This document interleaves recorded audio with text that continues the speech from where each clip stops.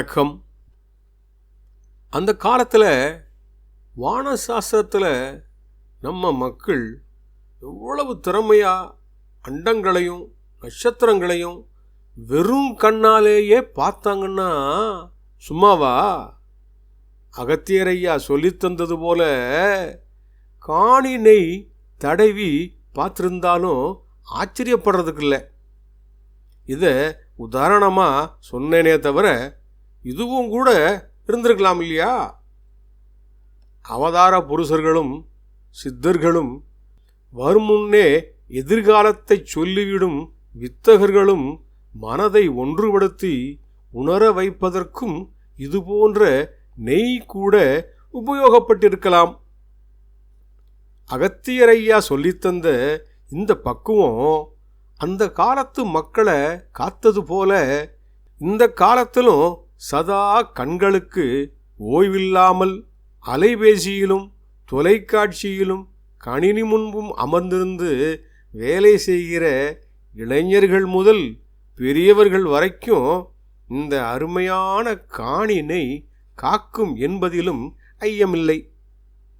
காணினை பற்றிய பாடலையும் விளக்கத்தையும் பார்த்து வரலாமா? காணவே இன்னமொரு சூட்சங்கேளு, கருவான காணியடா பொன்னாங்காணி. இன்னொரு சூட்சமம் சொல்றத பாருங்க. கருவான காணியடா, மிக சிறப்பான குறிப்பான காணின்னு சொல்லப்படுற பொன்னாங்காணி. பொதுவாக காய்கறி கடைகளில் கீரைகளோட இந்த பொன்னாங்கண்ணி கீரையும் கிடைக்கும். ஒவ்வொரு கீரைக்கும் உன்னதமான சத்துகளும் பயனும் இருக்கிற மாதிரி இந்த பொன்னாங்கண்ணிக்கும் பல நன்மைகள் இருக்கிறது. முகம் அழகு பெறவும் உடல் குளிர்ச்சிக்கும் இந்த பொன்னாங்கண்ணி பயன்படுவதை பொதுவாக பார்த்தாலும் பல மருத்துவங்களை கொண்டிருக்கிறது. தோணவே கொண்டு வந்து சாறு வாங்கி பொன்னாங்கண்ணி கீரையை வாங்கிட்டு வந்து புல்லு பூண்டுகளையெல்லாம் எடுத்து தூர போட்டுட்டு அப்படியே முழு கீரையையும் கொஞ்சமாக தண்ணீர் விட்டு அரைச்சி சாறு எடுத்துக்கணுங்கிறார். பொன்னாங்காணி கீரையில் பச்சை பொன்னாங்கண்ணினும் சிவப்பு பொன்னாங்கண்ணின்னு சொல்கிறதுண்டு. கடைகளில் எந்த வகையில் பொன்னாங்கண்ணி கீரை கிடைச்சாலும் வாங்கிட்டு வந்து சாறு எடுத்துக்கலாம். சுமாராக ஒரு பெரிய டம்ளர் அளவுக்கு எடுத்துக்கிட்டாலும் சரி, அதுக்கு மேலேயும் எடுத்துக்கிட்டாலும் சரி. அப்படி பொன்னாங்கண்ணி கீரையோட சாரும் பசும்பாலும் சமமாக சேர்த்துட்டு அடுப்பில் வச்சு காய்ச்சி பால் பொங்கினதும் இறக்கி வச்சுட்டு ஆறுனதும் அதில் உர ஊற்றி வச்சுட்டு மறுநாள் கிடைக்கிற தயிரை நல்லா கடைஞ்சி வெண்ணெயை மட்டும் எடுத்துட்டு அந்த வெண்ணெயை உருக்கி நெய்யாக எடுத்துக்கணுங்கிறார். இப்போ அந்த நெய்யில் பொன்னாங்கண்ணியோட பலமும் பாலோட பயனும் சேர்ந்திருக்கும் இல்லையா? அடுத்ததா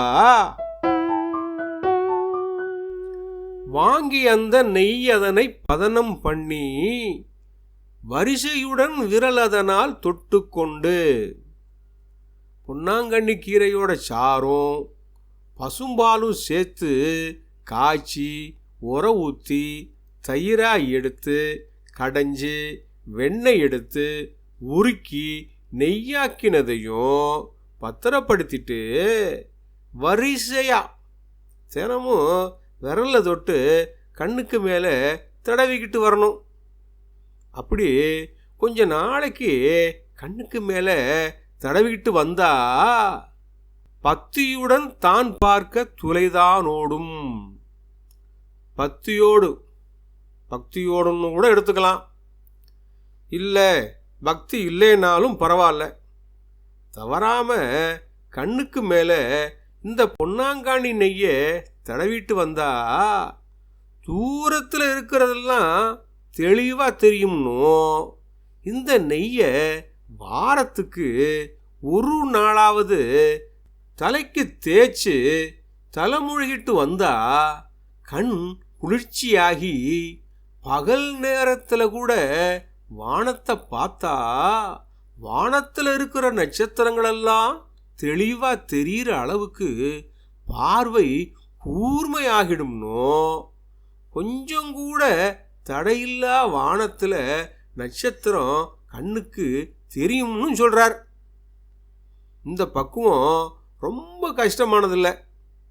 அதனால் ரொம்ப நேரம் கணினி முன்னாடி இருந்து வேலை செய்கிறவங்களுக்கும் ரொம்ப நேரம் வெயிலையே நின்றுக்கிட்டு வேலை செய்கிறவங்களுக்கும் குறிப்பாக வெயிலில் அலைஞ்சு வேலை செய்கிற வாகன ஓட்டிகளுக்கும் போக்குவரத்து ஊழியர்களுக்கும் போக்குவரத்து காவலர்களுக்கும் இன்னும் சொல்ல போனால் வெல்டிங் வேலை செய்கிறவங்களுக்கும் இந்த பொன்னாங்கானி கீரையில் செய்கிற நெய்யை தினமும் கண்ணு மேலே பூசிட்டும் தலைக்கு தேய்ச்சி முழுகிட்டும் வந்தா கண்ணை காப்பாற்றிக்கலாம் இல்லையா?